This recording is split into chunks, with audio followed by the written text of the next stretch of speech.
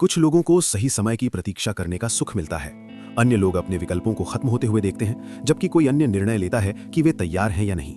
समय उसका दुश्मन बन जाएगा, ये रिया ने कभी नहीं सोचा था।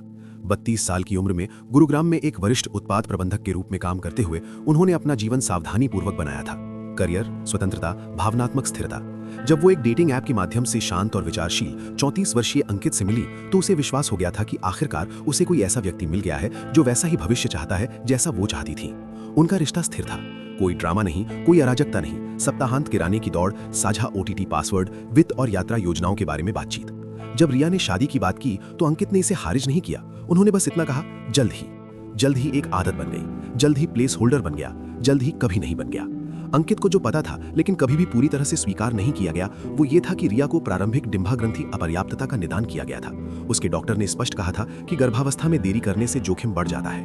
उसकी प्रजनन क्षमता सैद्धांतिक या दूर की नहीं थी, ये हर गुजरते महीने के साथ मापनीय रूप से बंद हो रही थी। रिया ने अंकित को सब कुछ बता दिया था, इस विश्वास के साथ कि ईमानदारी से तुरंत मदद मिलेगी, कि उसकी मेडिकल वास्तविकता साझा करने से उसे ये समझने में मदद मिलेगी कि किसी दिन उसके लिए कोई विकल्प नहीं था। इसके बजाय तात्कालिकता ने उसे डरा दिया। जब भी वो समय सीमा लाती, अंकित को इंतजार करने का कारण मिल जाता। करियर परिवर्तन, बाजार की अस्थिरता, पारिवारिक जिम्मेदारियां जिन्हें पहले निपटाना आवश्यक था। वो शादी से इनकार नहीं कर रहा था, वो इसे लगातार टाल रहा था, इस फैसले को ऐसे रास्ते पर धकेल रहा था जिसका अंत उसके लिए तो दिख रहा था लेकिन उसके लिए नहीं। रिया ने धैर्य रखने की कोशिश की। वो उस पर किसी ऐसी चीज के लिए दबाव नहीं डालना चाहती थी जिसके लिए वो तैयार नहीं था, लेकिन हर महीने भारी लगता था। प्रत्येक डॉक्टर के दौरे ने उसे याद दिलाया कि जीव विज्ञान बातचीत नहीं करता है। एक रात जब एक और अस्पष्ट, शायद अगले साल के बाद, रिया ने अंततः वो प्रश्न पूछा जो कई महीनों से बना हुआ था, क्या आप सही समय की प्रतीक्षा कर रहे हैं या तब जब मैं पूछना बंद कर दूं? अंकित चुप हो गया। विचार की खामोशी नहीं, लेकिन पकड़े जाने की खामोशी। उस खामोशी ने उसे सब कुछ बता दिया।